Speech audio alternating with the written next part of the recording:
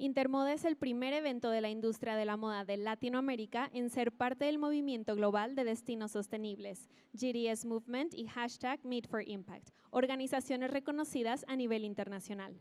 Esta edición 81 continuamos preparándonos para hacer la exposición sustentable de mayor alcance en el sector moda de América Latina.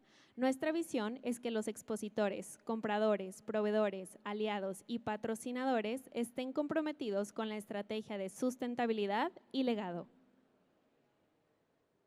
Bienvenidos nuevamente al primer día de IM Talks en Intermoda edición 81. Esperemos que estén disfrutando de su visita y que este día encuentren inspiración y creatividad en los pasillos de nuestra expo. Nuestro siguiente conferencista es un desarrollador de ideas. Combina su pasión por aprender con el liderazgo de proyectos digitales innovadores y sostenibles. Fundador en 2015 de S&M Consultora Digital Integral, ganando en colaboración con Bamex el Premio a la Innovación Tecnológica en 2019 en Londres. Es fundador de NAI Experiencias Interactivas en 2018. Además de su liderazgo como desarrollador tecnológico, fue campeón nacional de robótica en el 2008 y campeón nacional ecuestre representando a México en el Mundial Ecuestre de 2011. Es líder del proyecto de Manos Cafeteras, cafetería incluyente manejada por personas con discapacidad intelectual. Con ustedes, Iván Malo, con la conferencia El Renacimiento 2.0, creando para un mundo físico y virtual. Bienvenido, Iván. Gracias. Hola a todos. Me quiero presentar brevemente, más allá de lo que dijeron. Yo soy Iván. Mi especialidad realmente es brindarle a las personas herramientas y procesos de pensamiento para que podamos innovar y no necesariamente dictar la innovación, porque la innovación en general… gracias. La innovación en general no es algo que dictamos los consultores, porque nosotros somos consultores y nos dedicamos a platicar de qué es lo que podemos hacer. Les vamos a dar estrategias de marketing, les vamos a dar estrategias de digitalización y demás, pero nada de lo que nosotros hagamos no tiene sustento si no lo hacen ustedes, ¿no? Ahora, en esta plática les vengo a presentar un concepto que estamos trabajando que se llama el Renacimiento 2.0. Quiero hablar un poquito sobre la idea de lo que es el Renacimiento 2.0.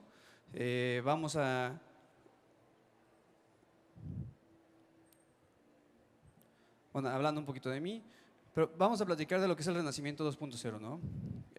Tenemos el Renacimiento que empezó en el siglo XIV más o menos.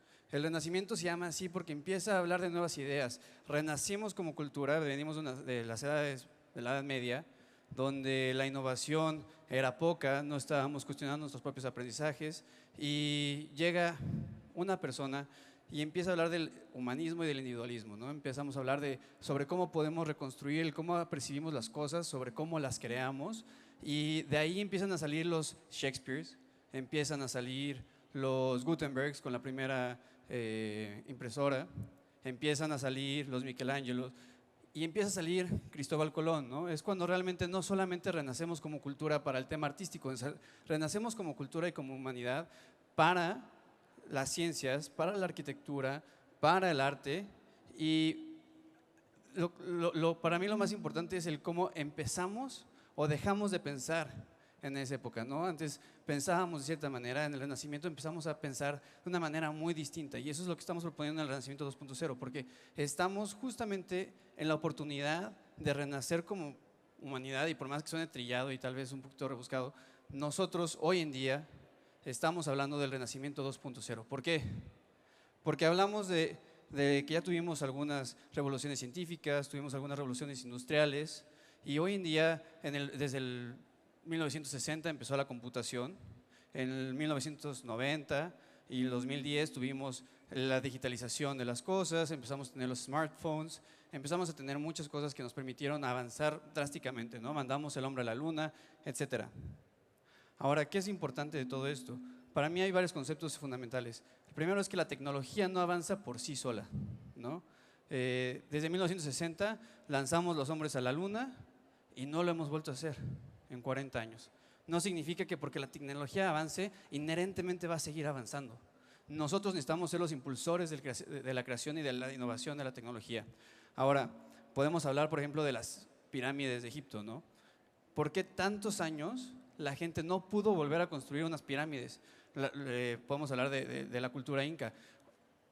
Por miles de años fue un misterio cómo podrían construir esas cosas. Eso significa que por más que tengamos la tecnología dentro de nuestras manos y por más que exista, si nosotros no decidimos innovar y la utilizamos, se va a quedar como estaba.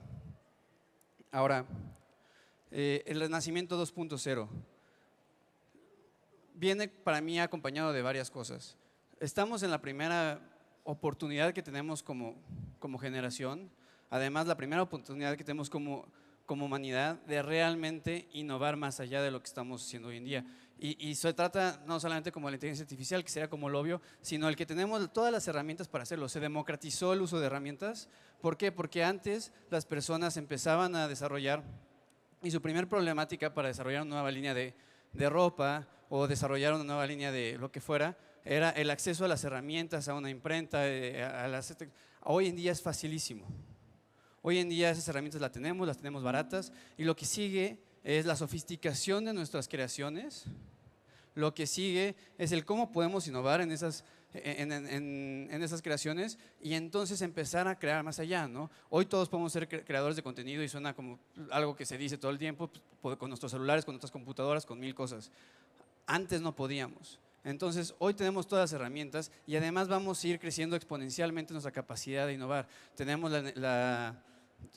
por ejemplo, si nos enfocamos en lo que hace los microchips, ¿no? La ley de Moore. Cómo vamos innovando y cómo vamos creciendo exponencialmente nuestra capacidad de innovar y después cómo lo vamos haciendo. Pero sobre todo para mí, y esto es como lo fundamental de mi plática, nosotros creemos que la innovación es de cierta manera.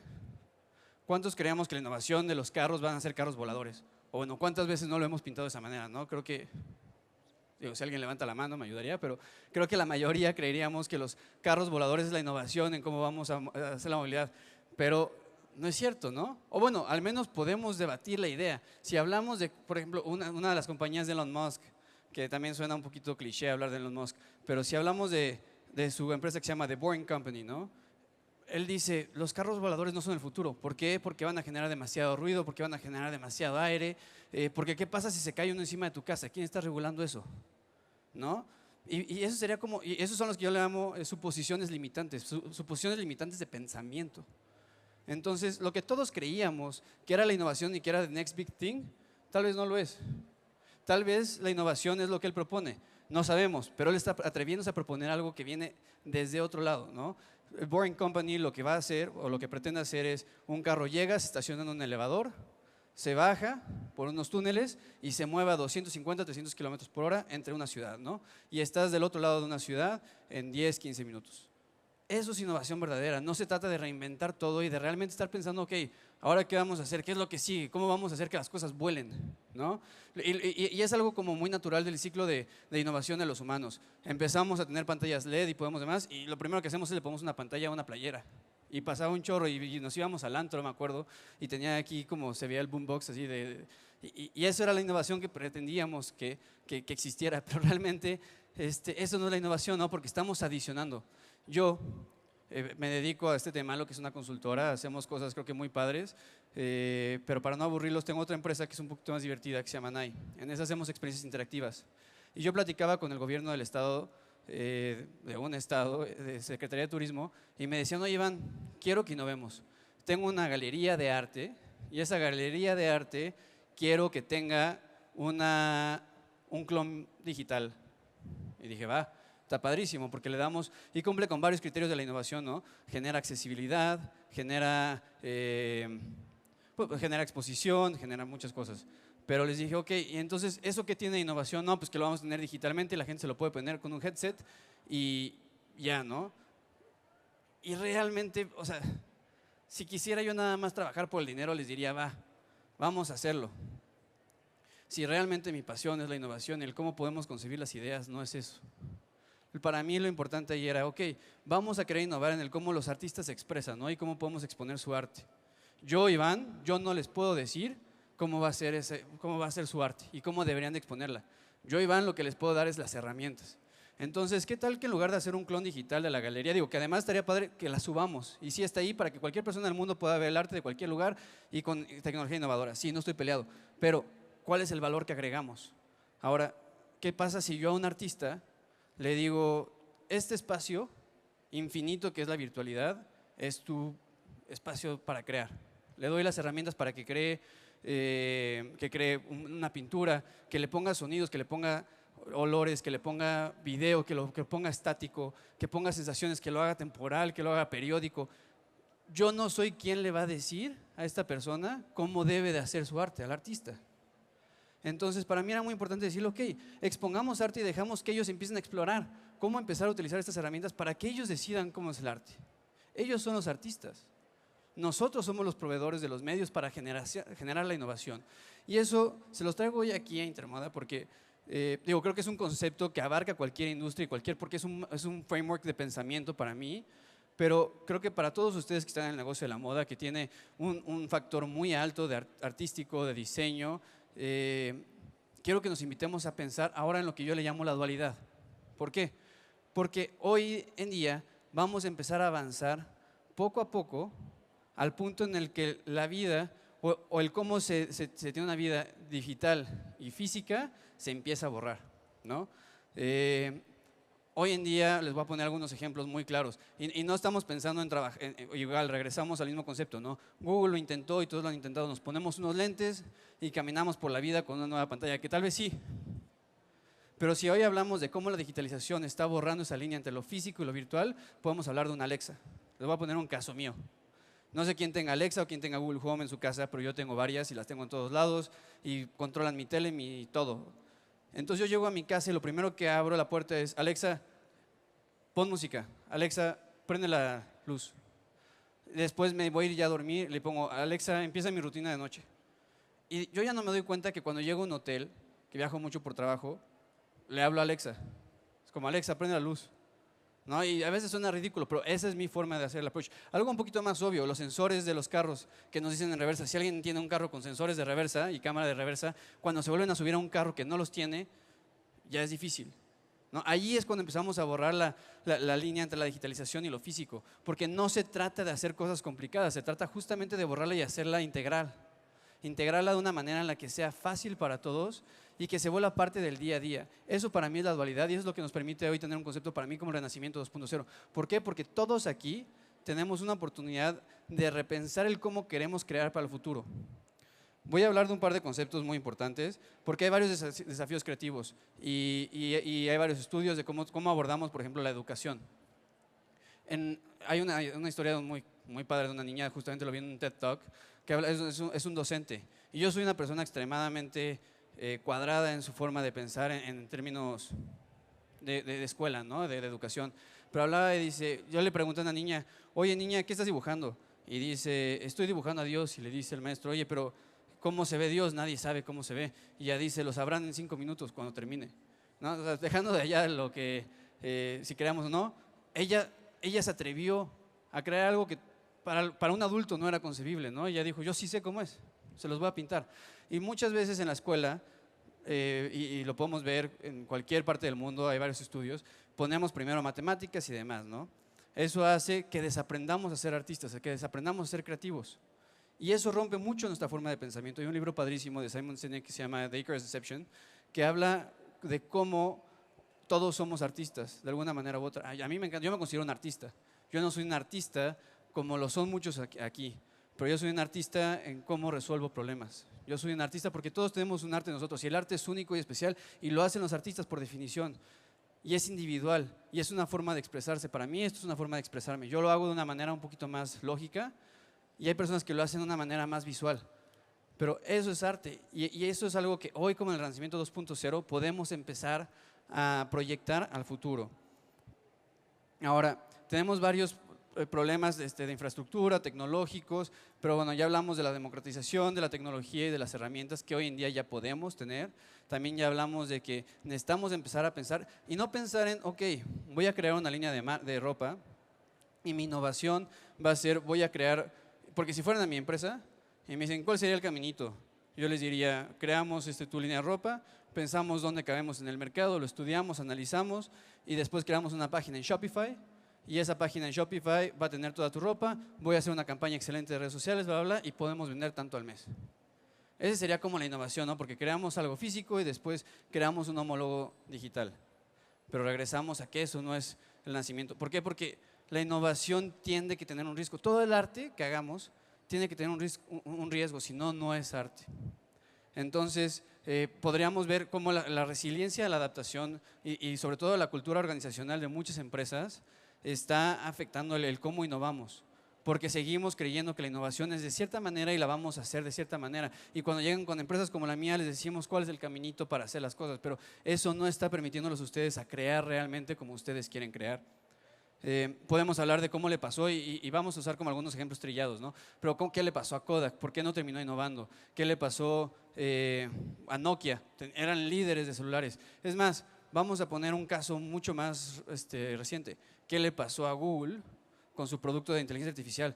Ellos le ganaron a todos los humanos en varios juegos con DeepMind en el 2017 y hoy no son líderes en el mercado, ¿no? ¿Por qué? Porque se negaron a cambiar. ¿Por qué? Porque ellos fueron pioneros y tenían una visión de cómo debían de ser las cosas y la ejecutaron hasta que no funcionó. Y llegaron otras personas que sí decidieron pensar en cómo podía ser y lo innovaron y hoy en día son su competencia y son mucho más grandes con ellos. Google hoy en día no compite, sí sigue compitiendo entre las empresas más valiosas del mundo, pero ya no compite al nivel que competía antes. Definitivamente la inteligencia artificial, que es el futuro, no está compitiendo, ¿no? Entonces, bueno, eso es algo muy importante para mí. Ahora, vamos a pensar en la innovación, no solamente en la sobrecomplicación de nuestro approach a cualquiera de las cosas que estamos haciendo. Vamos a pensar en la innovación en varias vertientes. Una es en los materiales y el cómo hago las cosas. 2, cómo se ve. 3, cómo lo comercializamos. 4, cómo lo producimos. Puede haber muchísimas verticales de innovación, ¿no? Hay muchísimas oportunidades que tenemos, pero, por ejemplo, vamos a hablar del botón. El botón de las playeras, o de las camisas y de donde sea, se empezó a usar por ahí de Edad Media. Antes era ornamental. Alguien decidió darle una función. Y esa innovación lleva 800, 900 años siendo vigente, ¿no?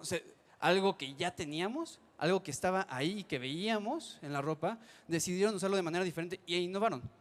Eso es innovar. Ahora, les voy a poner como un caso para mí, porque yo no puedo venir a decirles aquí cómo se va a ver la moda. Porque si yo viniera aquí a darles una plática de tendencias de marketing para el 2024, les viniera a dar una plática aquí de cómo se debe de ver, lo de ustedes estaría haciendo mal mi trabajo en esta plática. Si quieren, eso lo hacemos en mi empresa y con mucho gusto sustentamos cualquier estrategia que vayamos a hacer. Pero yo les vengo a ofrecer una oportunidad de pensamiento, que eso es lo que más me importa hoy. Supongamos que vamos a hablar de cómo podemos innovar en la industria de la moda y hablamos de las devoluciones. El año pasado hubo 761,000 millones de dólares de ropa de vuelta en Estados Unidos. El 25% de las compras que se hacen en línea se devolvieron. Eso cuesta mucho dinero.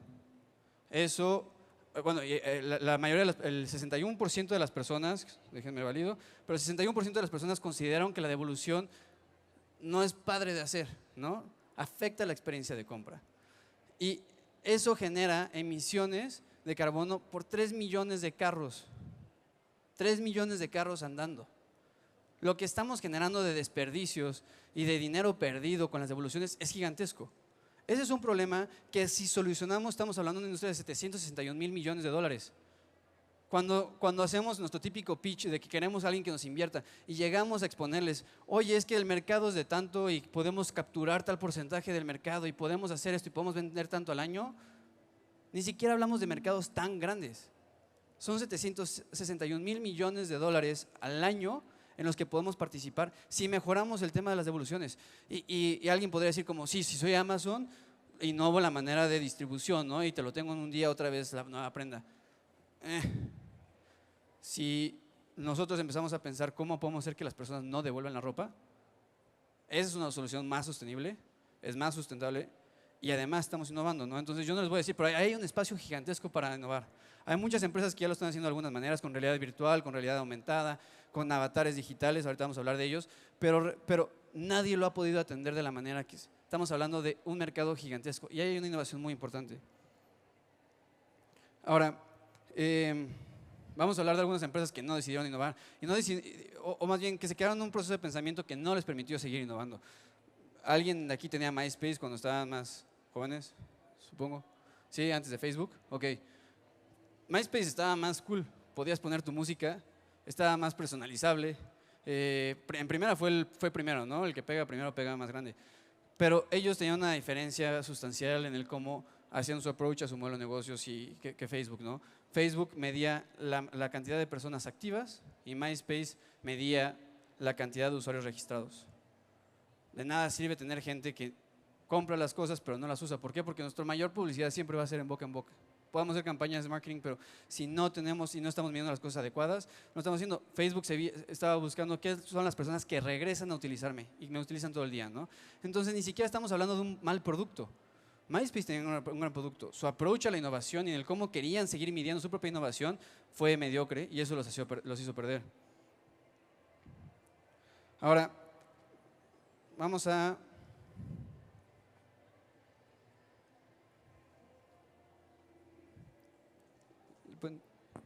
¿Le podrían dar a la derecha, por favor?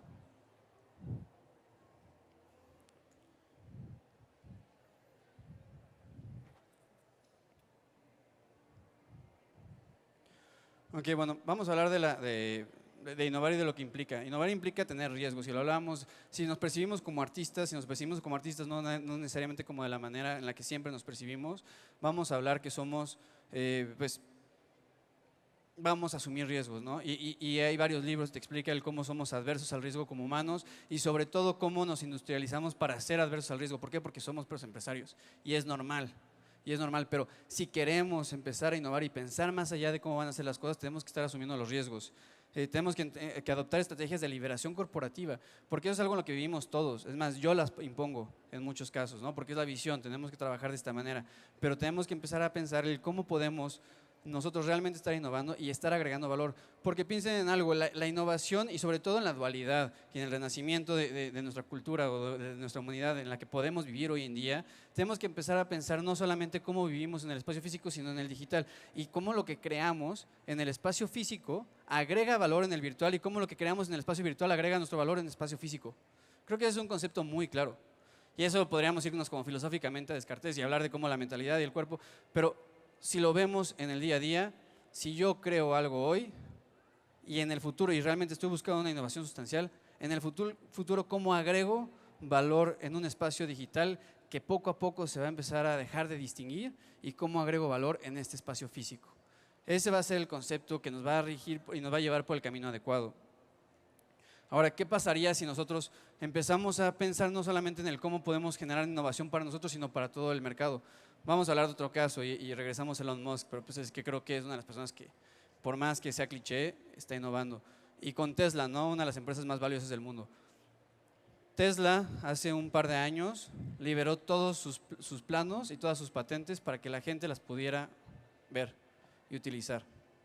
Tesla dijo, nosotros somos los pioneros, hemos invertido miles de millones de dólares, tenemos un diseño que funciona, queremos que todos lo utilicen. No copiaron tal cual, pero sí se adoptaron muchísimas ideas, se entendieron muchas cosas que ellos hacían, innovaron en la forma de la conducción automática y además innovaron de una manera muy curiosa porque usaron solo cámaras y no utilizaron sensores como todos los demás. Google llevaba 10 años queriéndolo hacer. Tesla lo hizo con cámaras webcams que costaban $50. Ahora, para mí es muy importante eso de Tesla porque ellos lo que hicieron fue crear un mercado. No simplemente lo liberaron porque lo liberaron, sino ellos crearon muchos competidores. Y una vez que creamos un mercado, nos validamos dentro del mismo mercado. La innovación no solamente es para nosotros como individuales, sino es general, también tiene que ser colectiva.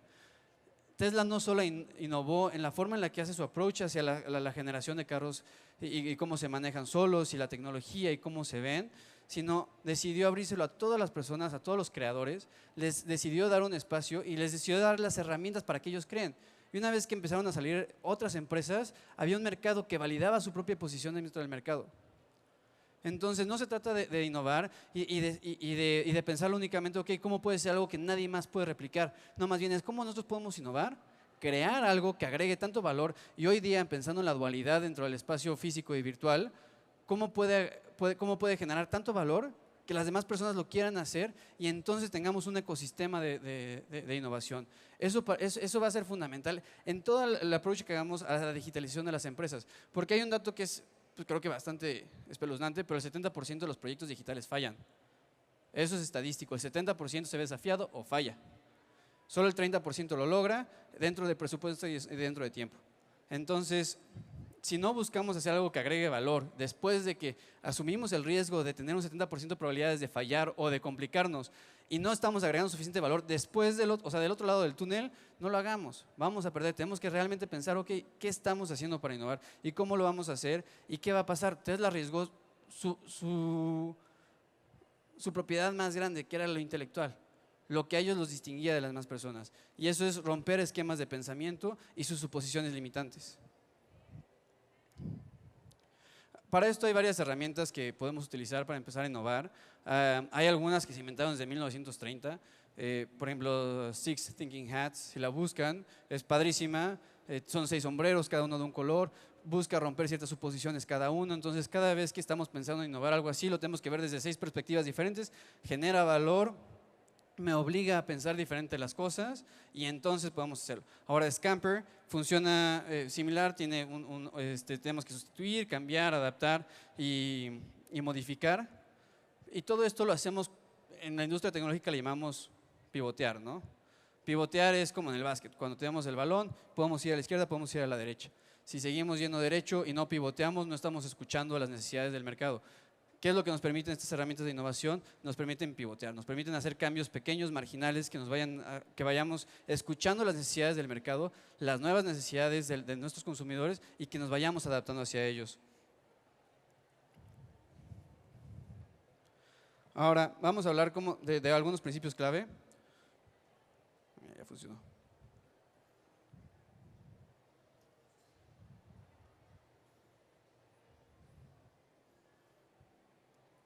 Vamos a hablar de algunos conceptos clave que son de la innovación y creo que la pregunta que tenemos que generarnos es ¿cómo podemos diseñar para que la tecnología enriquezca nuestras vidas diarias?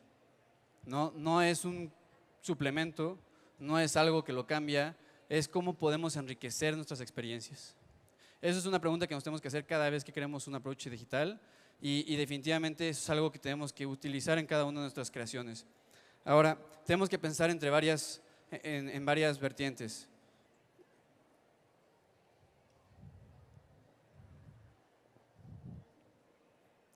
Tenemos que pensar en la accesibilidad, en la interoperabilidad y la experiencia del usuario, ¿no? ¿Cuál es la accesibilidad? Que podamos hacer que muchas personas lo puedan utilizar y que sean beneficiadas por nuestro valor agregado. La interoperabilidad es que tenga operabilidad entre justamente muchos otros elementos. Por ejemplo, vamos a hablar del iPad. Cuando se creó el iPad, se veía como una pantalla muy cara y la gente no la estaba adoptando. Cuando crearon una tienda de aplicaciones para que la gente desarrollara de acuerdo a la necesidad de las personas, el iPad despegó en ventas. Eso es lo que realmente crea el iPad en un ecosistema y que permitieron que muchas personas interactuaran con otros sistemas, con sus propios sistemas o que crearan experiencias únicas, generaron una herramienta para la innovación. Y esa es la parte, para mí la interoperabilidad es fundamental, ¿no? O sea, no podemos crear, y regresamos un poquito al concepto de Tesla, no podemos crear nada más para nosotros mismos, tenemos que crear para un ecosistema.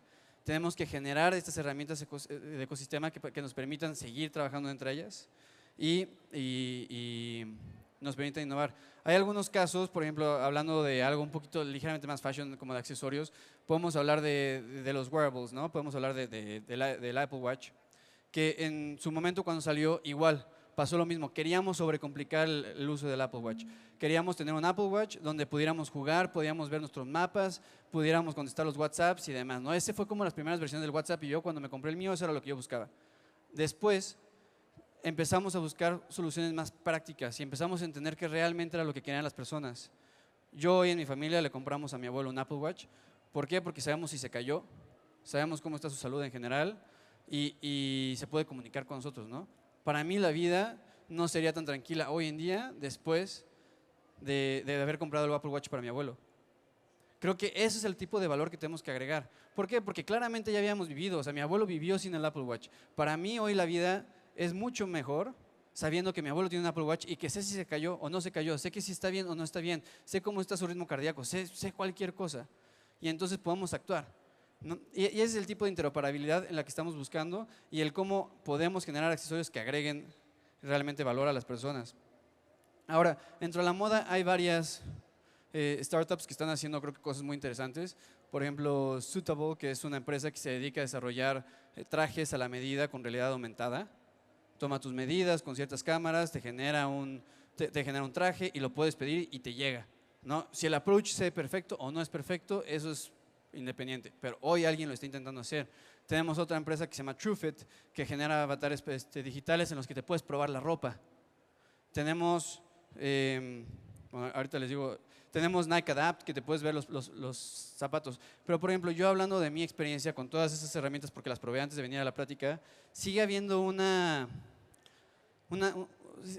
distensión entre el valor que me está agregando a mí y lo que realmente es atractivo para las personas. Porque el avatar en sí no me habla de mi fit, ¿no? O sea, tenemos un avatar y se ve cool y me puedo decir como, me puedo armar un estilo, que sí agrega valor. Pero realmente yo tengo un cuerpo particular, no sé si me va a quedar, y además la ropa y las medidas que son, y podemos como, hay una que se llama, ahorita me acuerdo cómo se llama, pero te pone como la comparativa de fits y de tallas entre todas las marcas para que puedas como tener esa evaluación y decir, ok, si estoy comprando en esta marca y en esta marca, quedan así. Pero realmente yo me sigo sintiendo inseguro. Entonces, esas van a ir evolucionando y van a lograr encontrar el market fit que están buscando, pero justamente es el approach que tenemos que empezar a buscar para que podamos empezar a reinventarnos. Ahora, la adopción la oportunidad que tenemos de adopción hoy en día, estamos hablando que es exponencial, ¿no? La inteligencia artificial está avanzando como nunca. Estamos hablando de inteligencia generativa, que no es como la que teníamos antes, que podía tomar ciertas decisiones basadas. Hoy en día puede generar. Hoy en día va a ser una extensión de nosotros. Es una extensión de mí, en mi empresa, es mi extensión en general. Va a poderle permitir a ustedes como creadores potenciar sus creaciones y si no quieren así, entonces quitarles trabajos de talacha, ¿no? Ese sería como uno de los conceptos que podemos tener. Nosotros decidimos cómo queremos que aumente nuestras vidas la tecnología. Nos dio mucho miedo cuando salió la inteligencia artificial porque yo como consultor es de los primeros trabajos que va a quitar, ¿no? Cierta inteligencia y recomendaciones nos puede quitar. El tema artístico, podemos crear arte hoy en día y de hecho si han visto Sora y lo que hace en los videos, nos va a quitar muchísimos trabajos.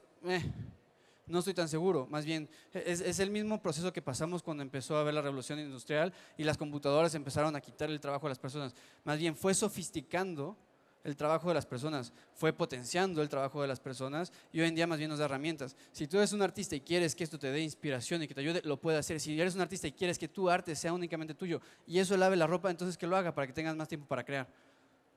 ¿Verdad? Creo que es un concepto fundamental porque muchas veces nos da miedo acercarnos a la tecnología porque la creemos como inaccesible, la vemos difícil y además la vemos hasta como riesgosa y queremos negarnos y queremos decir como nunca va a ser lo que yo hago. Tal vez sí lo va a hacer. ¿Por qué quieres seguir haciendo lo que haces hoy en día? ¿Por qué no más bien dices lo que yo hago hoy podría ser muy diferente el día de mañana si utilizo la tecnología de manera? Y eso para mí es una forma de reconstruir nuestro pensamiento porque así va a ser, porque sí va a ser las cosas que hacemos hoy en día. ¿Por qué? Porque somos repetitivos, sobre todo si nos quedamos utilizando las cosas y como las hacemos, va a terminar pasando. Yo como consultor, sí me va a quitar gran parte de mi trabajo. Yo como lo veo, ahora me está quitando gran parte de mi trabajo y me está permitiendo ser más artístico en mi approach. Me está permitiendo hacer cosas que agreguen más valor a las personas. Ahora,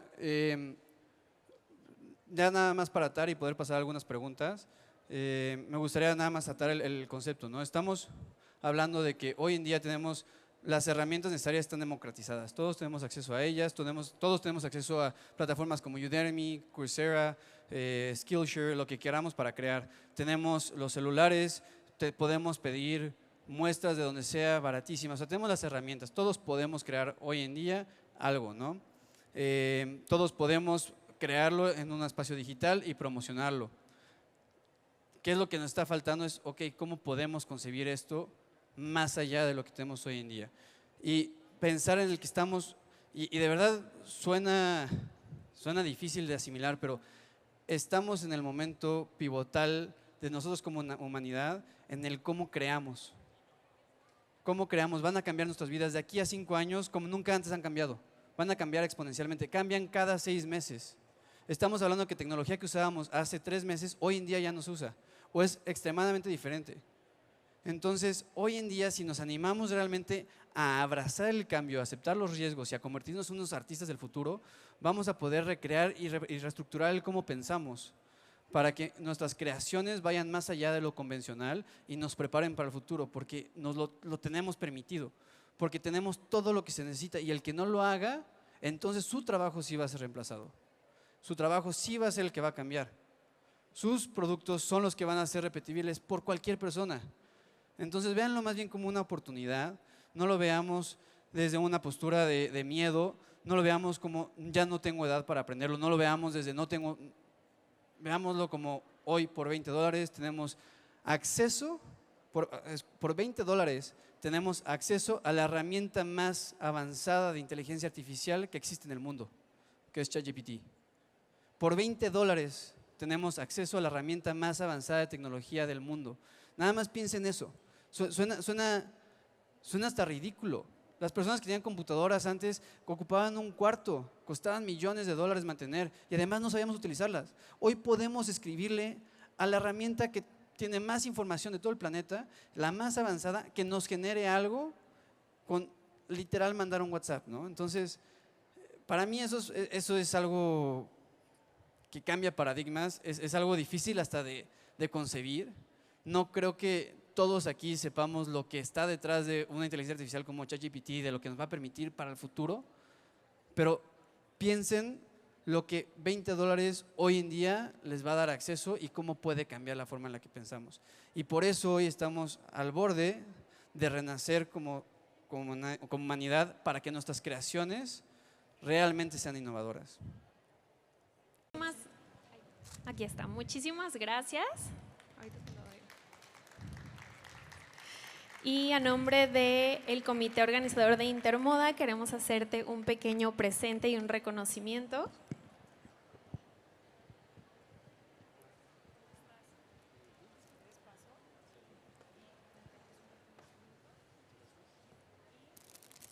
Un aplauso, por favor.